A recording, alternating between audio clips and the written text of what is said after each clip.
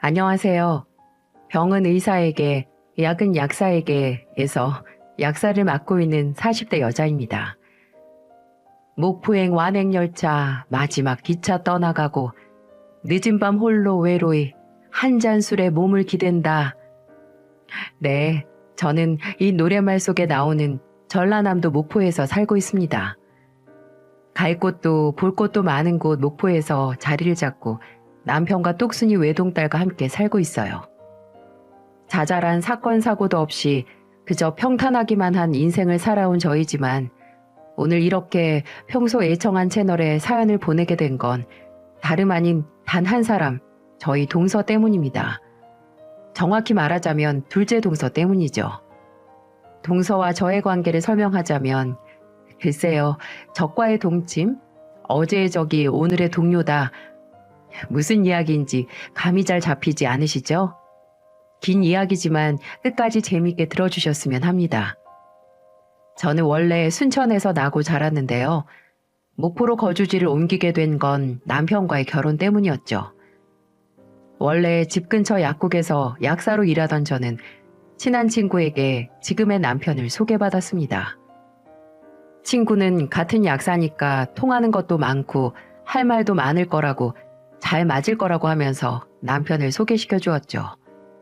그땐 남편도 순천에서 자취를 하면서 인근에 있는 대형 병원 산하 약국의 약사로 일하고 있었어요. 친구 말대로 동업자라서 말이 통하는 것도 있었지만 이 남자 성격이 정말 제 스타일이었어요. 순하고 공감 능력도 좋은 게 마냥 대화할 수 있는 상대였죠.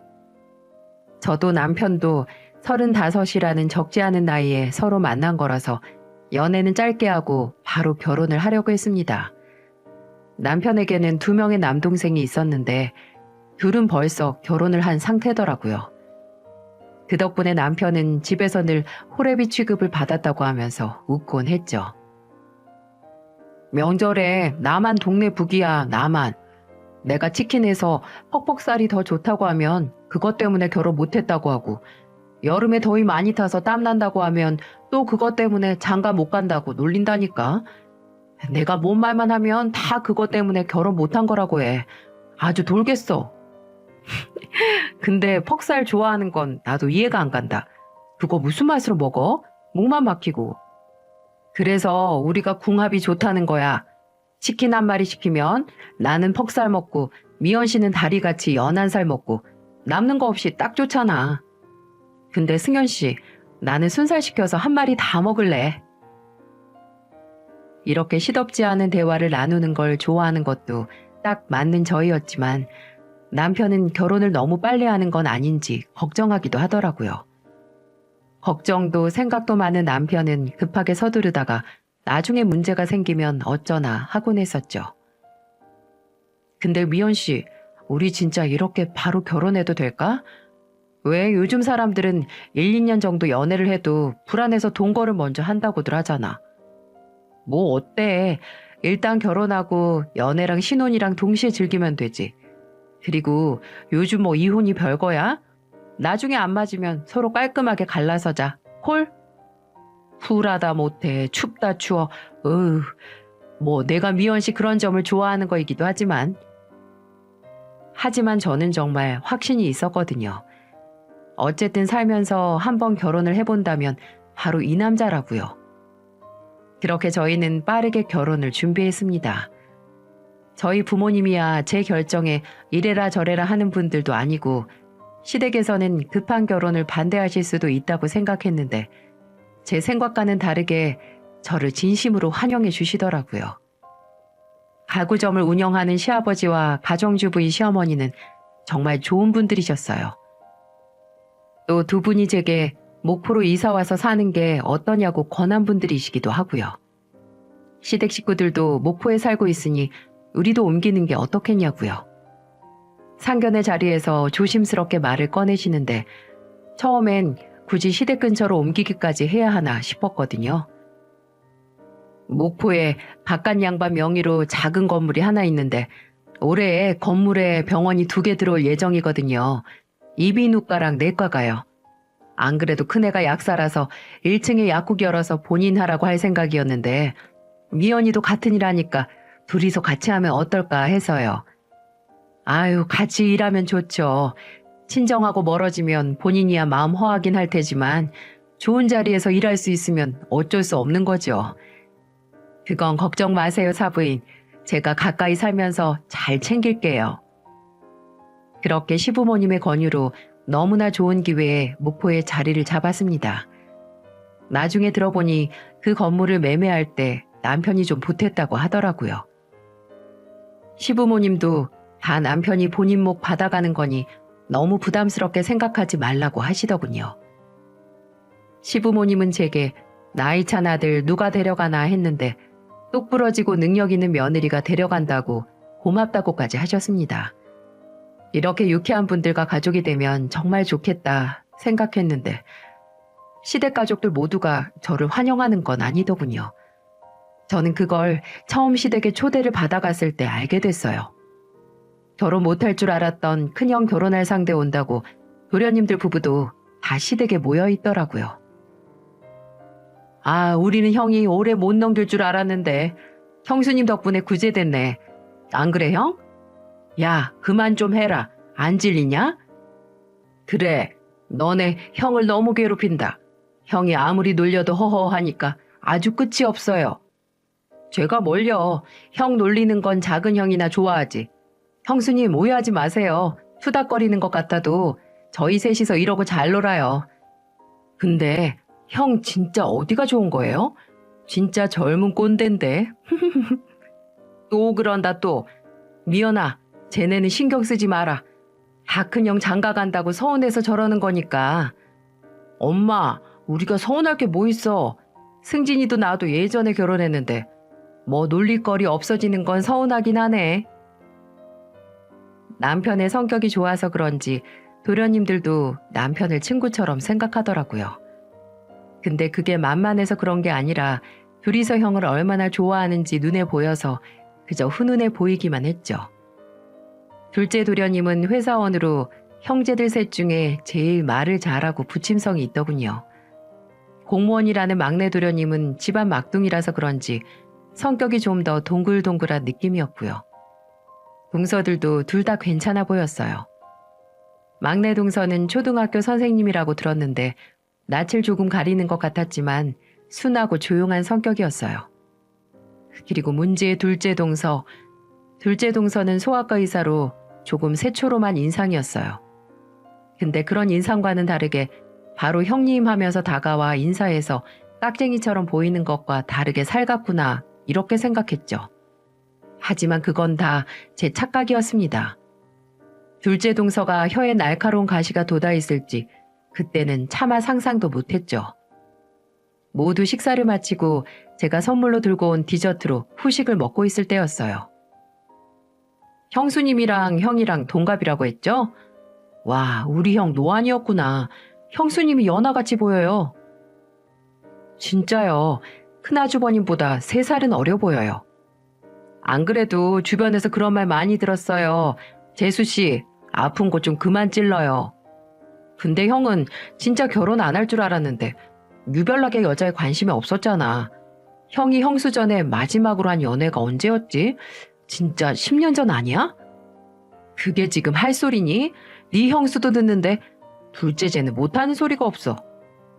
괜찮아요. 저도 이 사람 그 전에 연애 몇 번이나 했는지 들어서 잘 알고 있어요. 오히려 제가 예전에 만난 사람들 수두국 기겁을 하던데요. 아유, 정말 당신도 별소리를 다 한다. 형수님 진짜 쿨하시다. 형 제대로 임자 만난 것 같은데 꽉 잡혀 살겠네. 우리 며느리가 정말 화통하네. 보기 좋다, 보기 좋아. 분위기는 화기애애하고 좋기만 했습니다. 단 한 사람이 입을 열기 직전까지는요. 저는 아주버님이 진짜 눈이 높아서 결혼을 안 하시나 했는데 그것도 아닌가 봐요. 높은 거지. 형이 어디 가서 형수님 같은 사람을 만나? 우리 형 완전 쑥맥이라서 여자들 다 재미없다고 도망갈걸? 승찬이 너 이제 입 좀 다물지? 어? 아, 제 말은 제일 늦게 신부감을 데려와서 기대했다 이거죠. 왜 주인공은 마지막에 등장한다고 하잖아요. 이게 무슨 소린가요? 마지막에 주인공이 등장하는 걸 기대했는데 그 기대에 못 미치는 제가 등장해서 실망했다. 이 소린가요? 살살 웃으면서 저 소리를 하는데 기분 나쁜 티 내기도 뭐하고 당초에 어떤 반응을 해야 하나 갈피를 못 잡겠더라고요. 원래 사람이 좀 시비 거는 걸 좋아하나 싶었지만 저 말고 다른 가족에게는 저런 기분 나쁜 말을 한 번도 안 하더군요. 오히려 어머님부터 막내 동서까지 모두에게 살뜰하게 대했습니다. 늦게 들어온 형님한테 텃세를 부리려고 저러나 싶기도 했고 들어보니 저보다 한 살 아래던데 고작 한 살 차이로 손윗사람 들어오는 게 아니 꼽나 하는 생각도 들었어요. 뭐 시집살이도 아니고 동서인데 평생 만나봤자 얼마나 만나겠어. 핑계 없는 무덤 없다고 제 어딘가가 마음에 안 들었을 수도 있었겠죠. 그저 몇 번 안 마주칠 인물 그러려니 하고 넘겼습니다. 당장 뭐라 따질 만한 수위의 말도 아니었고요. 하지만 마치 밀물이 들어오는 것처럼 동서는 서서히 그 선을 넘더라고요. 일단 제 결혼식부터가 문제였어요. 원래 결혼식에 갈 때 흰색 옷은 피한다는 거 알고 계시죠? 당연한 규칙은 아니지만 사회적으로 암묵적인 룰 같은 거잖아요.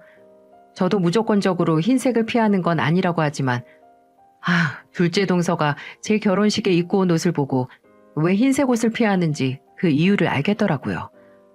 신부 대기실에 앉아서 손님 맞이를 하고 있는데 막내 동서가 먼저 후다닥 들어와 제게 귀띔을 해주는 게 아니겠어요? 형님, 둘째 형님 옷 보고 너무 놀라지 마세요. 그냥 예쁜 새 옷을 샀는데 자랑하고 싶어서 입고 왔다라고 생각하세요. 그게 무슨 소리야? 도대체 무슨 옷이길래? 근심 가득한 막내 동서의 표정에 별 생각이 없었는데 신부 대기실로 들어서는 동서의 옷을 보면서 경악을 감추지 못했습니다. 순백의 레이스로 뒤덮인 솔직히 그냥 원피스라는 느낌보다는 칵테일 드레스 같다라는 생각이 먼저 드는 화려한 옷이었죠. 동서, 혹시 결혼, 아니 재혼해? 누가 보면 합동 결혼식이라도 하는 줄 알겠어.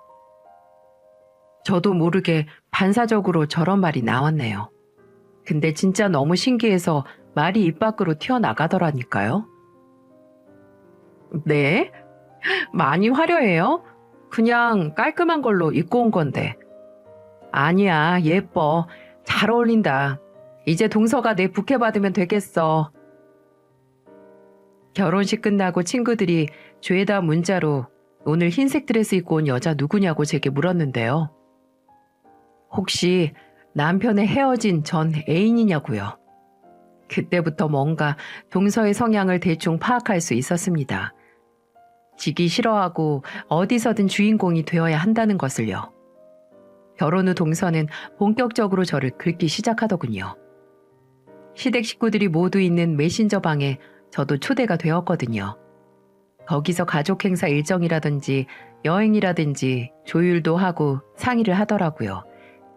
근데 일반적으로 단체적으로 모일 일이 많이 있진 않잖아요.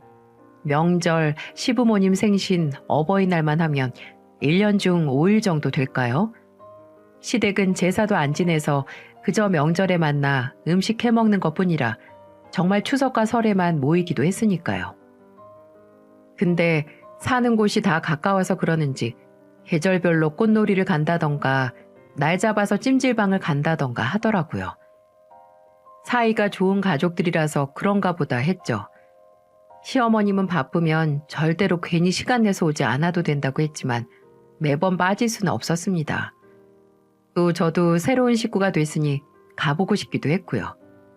그러던 어느 날 막내 동서에게 전화가 오더라고요. 형님 바쁘세요? 아니 안 바빠요. 무슨 일이야? 요번 주말에 해양대 쪽으로 드라이브 가기로 한 거 있잖아요. 그때 저희 차 말고 형님네 차로 움직이는 게 어떨까 해서요. 저희 차 엔진이 시원치 않아서 점검 받게 될 것 같아요. 그리고 형님네 차가 제일 넓기도 하고요. 드라이브?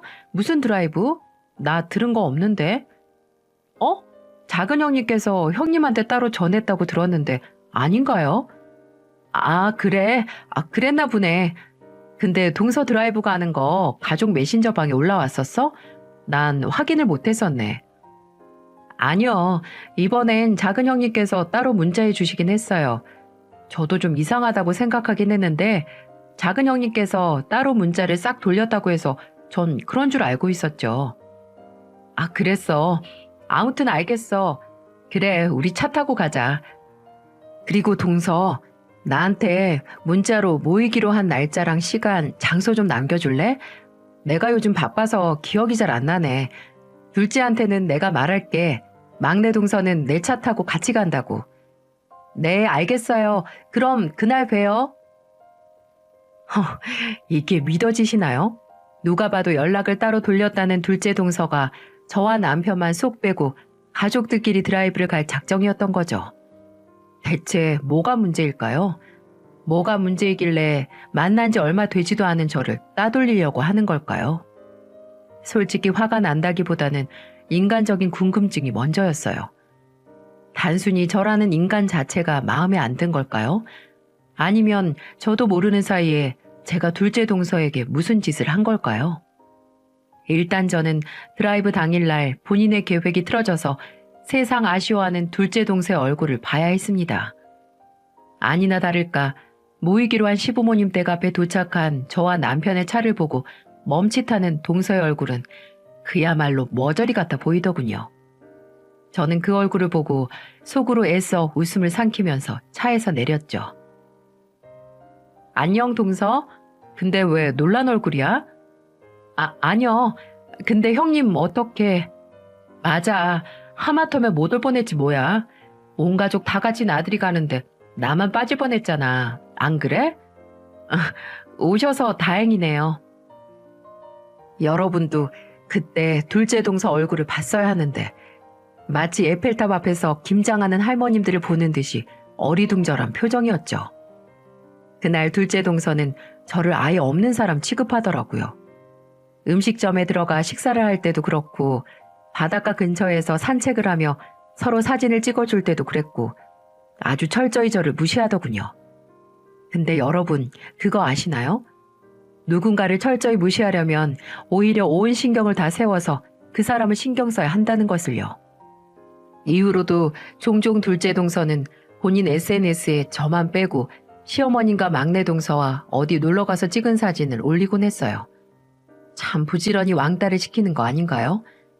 동서가 늘 시어머님과 막내 동서에게 저는 바빠서 참석 못한다고 거짓말로 둘러댔나 보더라고요. 덕분에 시어머니와 막내 동서에게 저는 세상에서 제일 바쁜 사람이 되어 있었죠. 시어머님이 일하느라 너무 무리하는 거 아니냐고 물으시더라니까요. 대체 하루에 몇 시간 일하냐고요. 확실히 둘째 동서는 제게 어떤 유감이 있어 보였습니다. 둘째 동서가 아기를 낳았을 때 막내 동서와 함께 축하할 겸 선물 사들고 조리원에서 퇴소했을 때 집으로 방문한 적이 있었거든요. 친하지도 않고 솔직히 둘째 동서가 예쁘지도 않지만 그저 가족 내에서 손윗사람의 행동은 해야겠다 싶었어요. 새로 태어난 아이도 죄가 없으니 아이 선물만 딱 사서 갔죠. 조카 얼굴 보고 다 같이 차 한잔 하는데 애를 낳고 나서도 그 가시돋친 혀는 힘을 잃지 않더군요. 아우, 정말 너무 힘들었어요. 분만실 들어가기 전부터 너무 무섭고, 아우, 진짜 하늘이 노래지면 애가 나온다는 게 뭔지 알았다니까요. 형님도 더 늙기 전에 빨리 나으세요. 노산이 무섭다고 하잖아요. 아휴, 이제 내 앞에서 애 낳은 유세를 부리시겠다.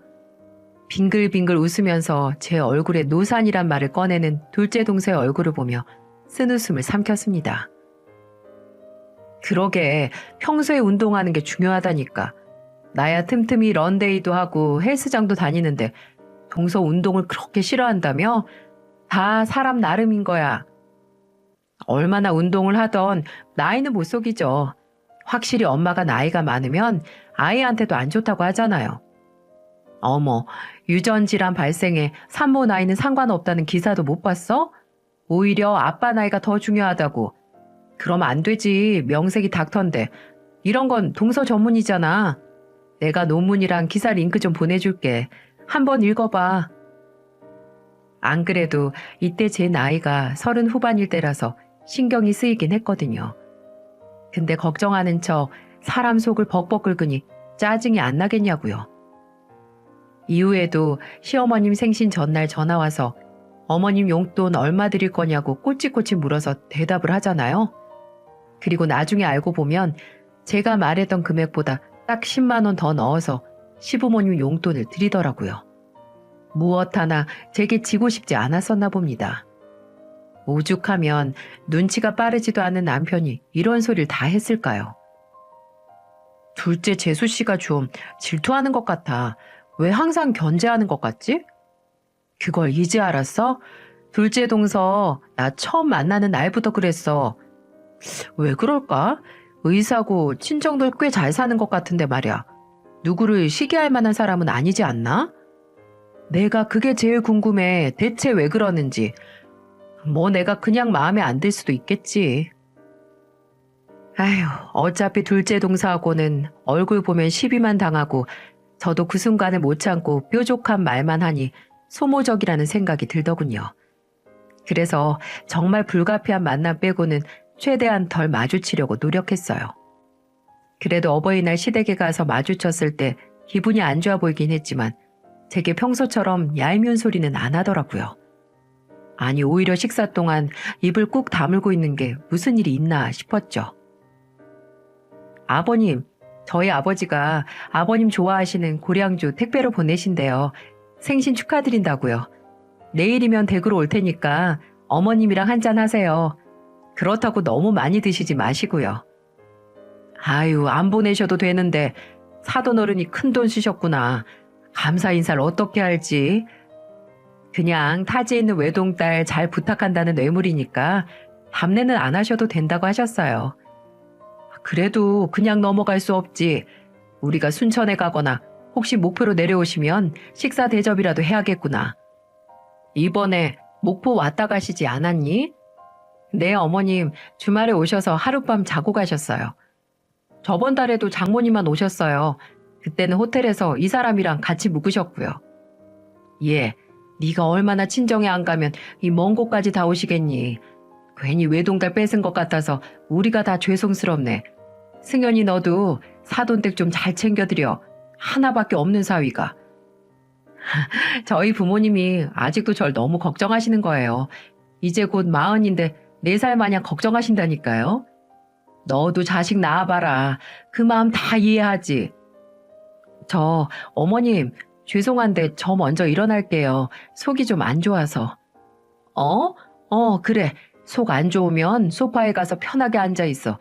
체했나? 안색도 영 안 좋네. 그날은 제게 시비를 걸 체력이 안 됐었나 봅니다. 몸이 안 좋아서 그럴 기력이 없었는지. 그렇게 시간이 지나고 둘째 동서의 눈물 나는 걱정이 무색할 정도로 저는 건강하고 예쁜 딸을 낳았고 제 몸도 무사했습니다. 둘째 동서도 제가 딸을 낳았을 때 축하 메시지도 보내고 선물도 보냈더라고요. 그냥 딱 형식적으로 고맙다는 인사만 했네요. 하지만 진짜 사건은 따로 있었어요. 분명히 몇 년 동안 얼굴도 덜 보고 서로 관심도 떨어져서 이제 사이가 좋지는 않더라도 더 나빠지진 않았다고 생각을 했는데 모두 저의 착각이더군요. 그날은 명절이라서 시댁에 모두 모였습니다.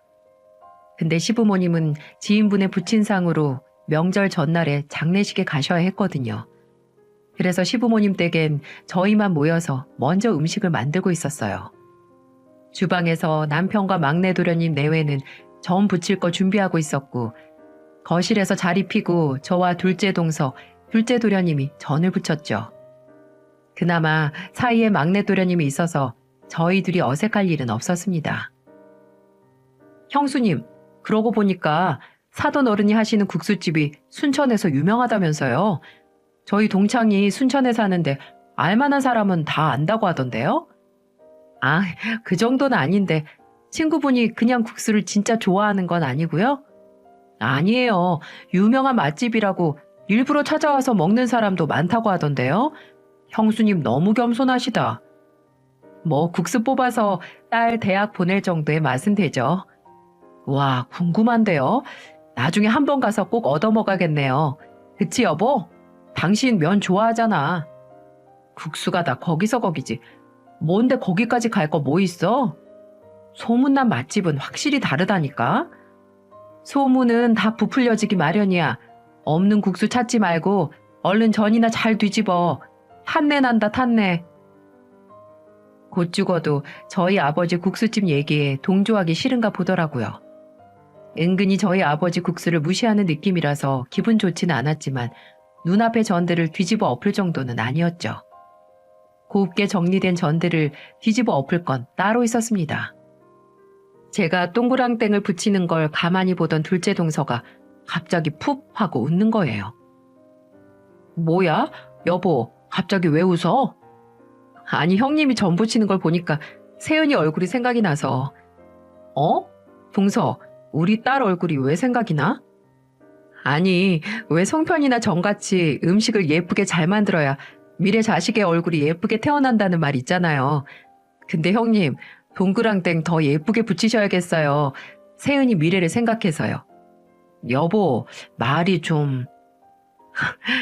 이게 말이 됩니까? 아무리 제가 밉고 싫다고 해도 자식 외모를 가지고 왈가왈부 한다는 게 제가 다른 건 다 참겠는데 제 딸에 대해 비아냥거리는 건 못 참겠더라고요. 저는 옆에 반죽용 그릇에 담겨있던 국자를 그대로 둘째 동생의 얼굴에 던져버렸어요. 여보! 형수님! 국자에 묻은 밀가루 반죽은 그대로 동서의 얼굴과 머리에 끼얹어졌고 동서는 반죽이 덕지덕지 묻은 얼굴로 충격에 빠져 저를 쳐다보더군요. 아니, 자식을 건드렸으면 이 정도 반격은 예상했어야 하는 거 아닌가요? 저는 그 멍청한 얼굴에 고함을 질렀습니다. 제정신이야? 아무리 내가 마음에 안 들어도 그렇지. 이제 3살 된 어린 조커 얼굴이 뭐 어쨌다고 입을 털어? 내가 매번 나한테 별 이유도 없이 시비 걸고 넘어지고 비아냥거리는 건 참고 넘어가도 이건 못 참지. 동서, 대체 나한테 이러는 이유가 뭐야? 대체 뭐냐고? 제가 뭐 틀린 말 한 것도 아닌데 왜 발끈하세요? 사실이라서 더 그러는 거 아니고요? 뭐? 진짜 돌았어? 이 밀가루 반죽으로 아주 타이 마사지를 받고 싶구나? 기가 막혀. 네, 어디 해보세요. 안 그래도 요즘 피부가 거칠거칠했는데 아주 잘 됐네요. 뭐야? 뭔데 그래? 왜 갑자기 싸워? 형, 대체 무슨 일이야? 뭔 일 있었어? 아니, 아니, 도련님, 가만히 있어요. 동서가 말해. 그 잘난 입이 뚫렸으면 말해봐, 여기서. 방금 동서가 내가 전 붙이는 거 보고 우리 세은이에 대해서 뭐라고 했나? 이전까지 잘만 움직이던 혀가 밀가루 반죽으로 팩하고 마비가 된 건지 입을 꾹 다물고 말이 없더군요. 동서도 알지? 내가 몇 년 동안 많이 봐주고 있었던 거. 둘째 도련님도 그렇고 막내 도련님하고 막내 동서도 알 거야. 둘째 동서가 나만 마주치면 해도 되는 말 아닌 말 구분 못하는 거. 눈치가 단 한 톨만 있어도 이상하고 눈치챘을 거라고. 이제 이유라도 좀 알자, 동서. 내가 너무 궁금해서 그래. 대체 내 뭐가 그렇게 마음에 안 들어서 그러는지 알고나 있자고. 제가 뭘 했다고 그러세요? 괜한 사람 잡지 마세요. 당신 입 안 다물어? 일단 형수님, 일단 좀 진정하시고. 진정하게 생겼어요 지금? 내 딸 얼굴로 시덥지 않은 농담이나 하면서 비웃었는데. 그래, 말 안 하고 계속 버틸 거면 됐어. 나야 안 보면 그만이야. 이제 둘째 도련님네 참석하는 가족 행사에는 내가 안 가면 그만이라고. 그게 동서도 좋겠지?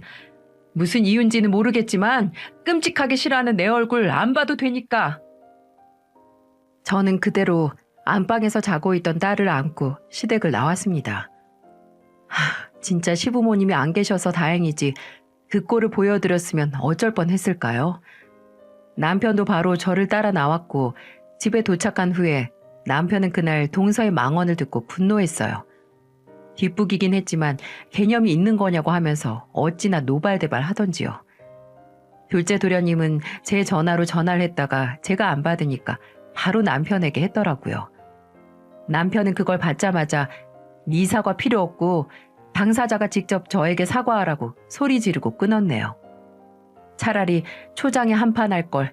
괜히 긁어 부스럼 만들기 싫고 괜한 마찰이 귀찮아서 넘기다가 불쌍한 제 딸만 안 들어도 될 소리 들은 것 같아서 제 속이 어찌나 부글부글 끓던지 이제 정말 끝이라고 생각했어요. 평생 끊어져도 될 인연인데 제가 뭐가 아쉽겠어요? 그저 시부모님이 알면 괜히 화해시키려고 하셔서 일이 복잡해지는 게 신경 쓰이긴 하더라고요. 다행히 막내 도련님 내외가 장례식에서 돌아온 시부모님에게 딸이 열이 나서 급하게 갔다고 변명을 해줬더라고요. 이후로 둘째 도련님은 제게 사과 문자도 하고 몇 번 더 전화를 하긴 했지만 둘째 동서는 입 싹 닫고 아무런 연락을 하지 않았습니다. 저도 딱히 기대하지 않았고 원하지도 않았지만 참으로 일관성 있지 않나요? 하지만 돌고 돌아 운명이라는 말이 있죠. 저는 둘째 동서 덕분에 그 말을 믿게 되었습니다. 시어머님이 반찬을 주신다고 잠시 시댁에 들르라고 하신 날이었어요. 약국은 남편에게 맡기고 저는 시댁에 갔다가 바로 집으로 갈 생각이었죠. 근데 아직 저와 둘째 동서가 명절날 한바탕 했다는 걸 모르는 시어머니께서 가는 길에 둘째 동서에게도 반찬을 가져다 달라고 부탁하시는 게 아니겠어요? 오늘 동서가 쉬는 날이라서 집에 있다고요. 거기서 둘째 동서 얼굴 보기 싫다고 거절할 수도 없고 일단 알겠다고 하고 둘째 동서의 반찬을 들고 나왔습니다. 그래도 둘째 동서가 아파트에 사니 경비실에 맡겨서 찾아가라고 하면 되겠다고 생각을 했죠. 그런데 제가 갔을 때 딱 경비실이 비어서 잠겨 있더군요. 타이밍이 뭔지. 냉장고에 넣어야 할 음식을 그냥 밖에다 방치할 수 없으니 현관문 손잡이에 걸고 초인종이라도 눌러야겠다 싶었어요. 그래서 엘리베이터를 타고 둘째 동서가 사는 5층에 내리는데 어떤 목소리가 들리더라고요. 너 이 기집애 내 연락 피하는 거 맞지? 엄마 아니라니까요. 아니긴 뭘 아니야. 너 이번 달 생활비 안 주려고 하는 거 모를 줄 알아? 무슨 내용의 대화인지 인지를 하기도 전에 확실한 건 2명의 목소리 중에서 1명은 동서였어요. 동서가 현관문 앞에 서서 중년의 여성과 이야기를 하고 있더라고요. 그리고 동서가 상대방에게 엄마라고 말했을 때 중년 여성의 정체를 알 수 있었죠. 엄마, 매달 70만 원씩 드리는 게 얼마나 힘든지 알아요? 그리고 내가 지금까지 빼먹은 적 있어요? 이번엔 잠깐 내가 정신이 없어서 잊은 거라니까. 내가 의사 월급 뻔히 아는데 왜 우는 소리야? 내가 너 의사 만들려고 얼마나 허리가 휘었는지 알아? 엄마가 허리가 휘긴 뭘 휘었어요. 나 대학도 장학금 받고 다니며 공부하면서 아르바이트 안 해본 적 없어요. 이 기집애가 데려다가 키워줬더니 은혜도 모르고. 됐으니까 당장 요번 달 생활비 보내. 안 보내면 이번엔 그냥 안 넘어가니까. 이게 무슨 일이죠? 분명 제가 들어선 안 되는 대화를 듣게 된 건 맞는 것 같았어요. 둘째 동서의 어머니는 말을 끝내고 저를 스쳐서 엘리베이터를 타고 내려갔고 저는 도로 엘리베이터를 타지도 못하고 애매하게 서 있었죠. 그때 흐느끼는 소리가 나기 시작하더군요. 동서가 현관문 앞에서 서럽게 우는 게 아니겠어요? 아무리 나와 감정이 안 좋더라도 그때 동서의 모습은 동정을 안 할 수가 없었죠. 동서는 한참 그 자리에 서서 울다 눈물을 닦고 집 안으로 들어가려고 돌아서는데 아뿔싸 엘리베이터 앞에 멍청이 서 있는 저를 발견하고 만 겁니다. 형님, 나 반찬 주려고 왔는데. 눈물 그렁그렁한 눈이 저를 보고 화들짝 놀라서 이러지도 저러지도 못하더라고요. 싫어하는 상대에게 보여주고 싶지 않은 모습을 보여줬으니 당연한 거겠죠. 저는 동서가 그냥 집으로 들어갈 줄 알았는데 예상과 다르게 제게 이런 말을 하는 게 아니겠어요? 저 들어와서 차 한잔 하실래요? 거기서 제가 뭐라고 대답했어야 할까요?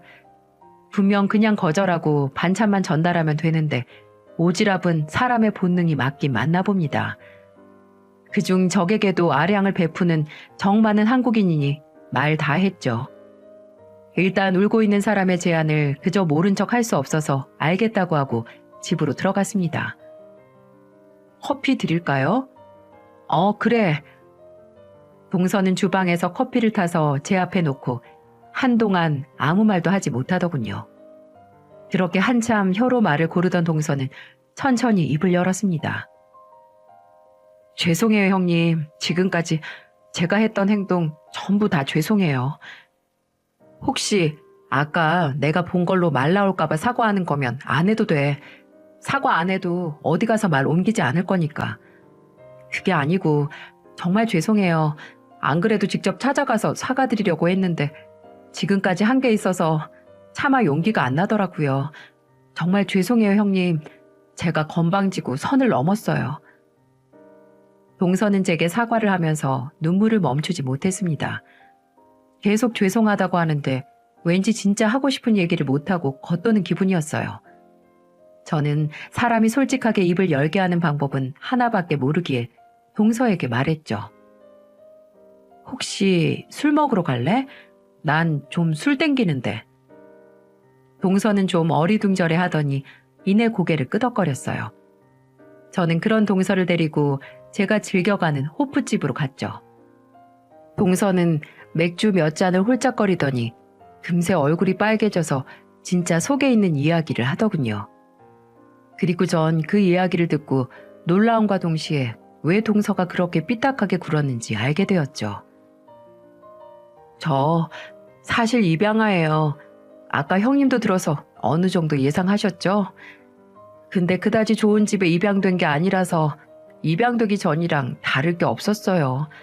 진짜 힘들게 살았죠. 돈이 없어서 부모가 나한테 돈을 못 쓰는 것보다 더 비참한 게 돈이 있어도 절대 저한테 안 쓰는 거예요. 매일 궁금했어요. 나를 대체 왜 입양했을까? 넘치게 사랑해 줄 것도 아니고 뭔가 해줄 것도 아니면서 대체 왜? 그래서 어렸을 때 다짐했죠. 없던 부모가 생겨도 보살핌을 받지 못하니까 날 보살펴 줄 건 나 하나뿐이구나 하고요.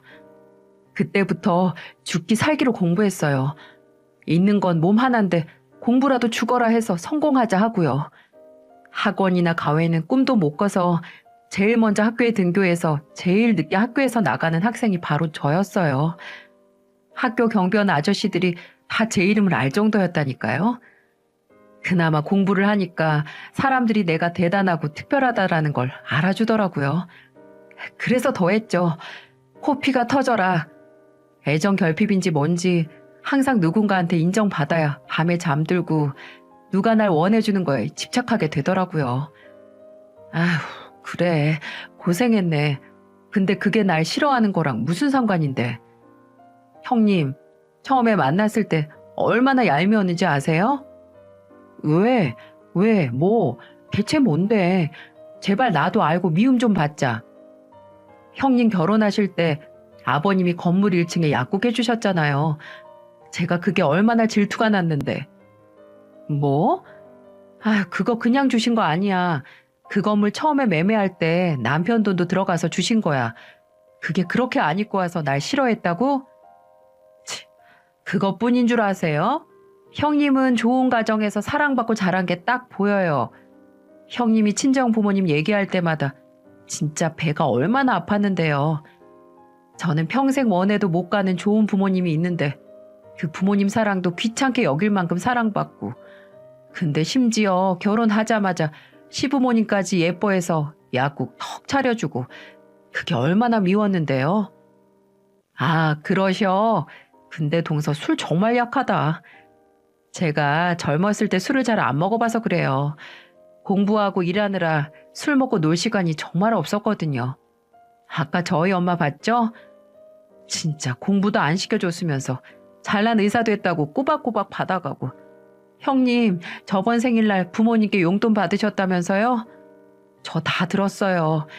저는 진짜 숨 쉴 틈도 없이 치열하게 살았는데 형님은 뭐든 쉽게 사랑받고 인정받는 것 같아서 그랬어요. 진짜 저 꼬였죠? 맞아요. 저 성격이 진짜 배배 꼬였어요.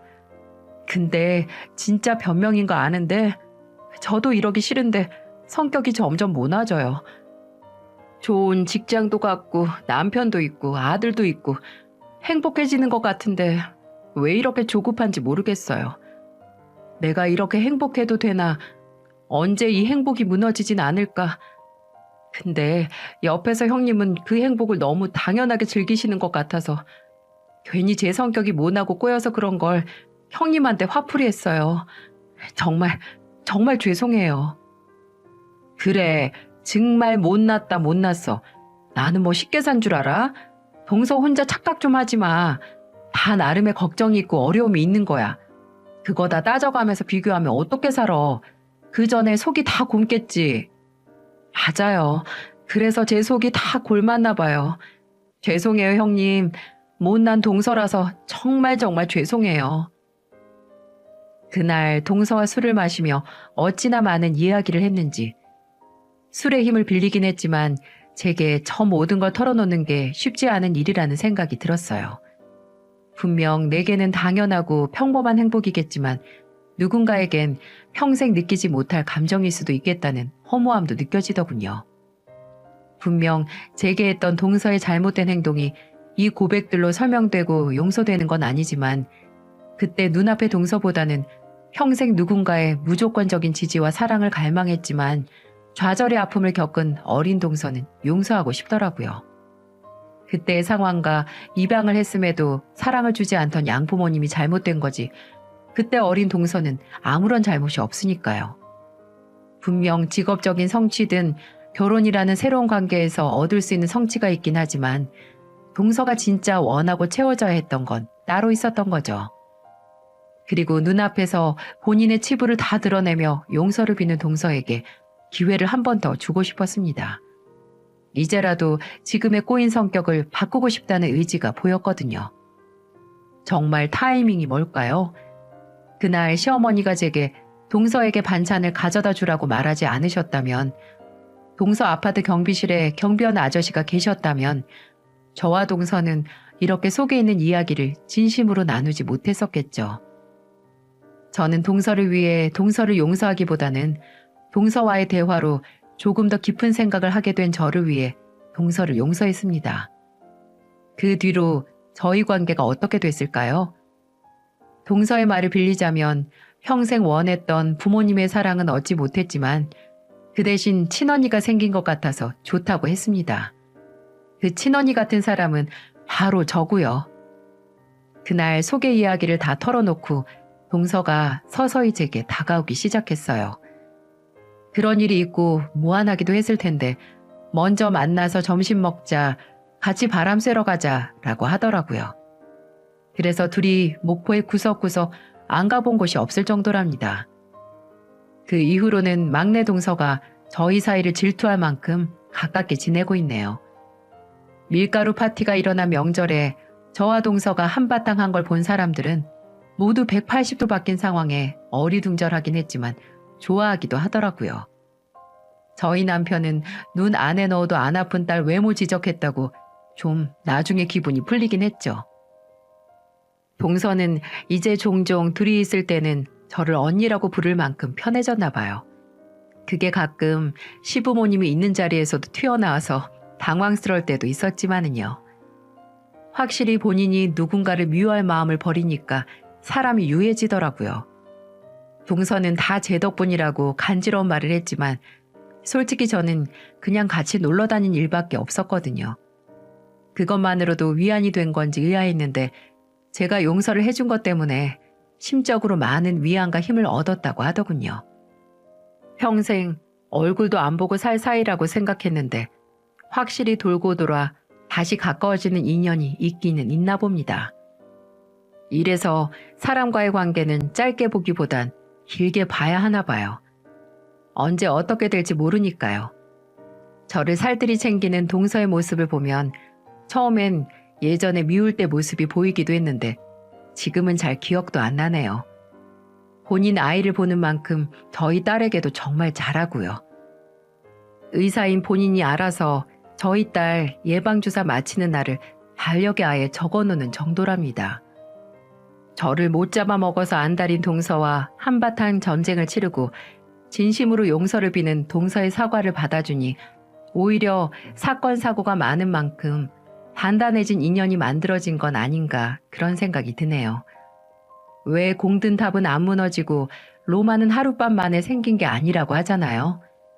밀가루 반죽도 뒤집어 쓰고 서로 악을 쓰고 싸운 뒤에 술 먹고 눈물의 고백을 했으니 오히려 볼장다본 무적의 형님 동서가 되지 않았나 이런 우스운 생각이 들기도 합니다.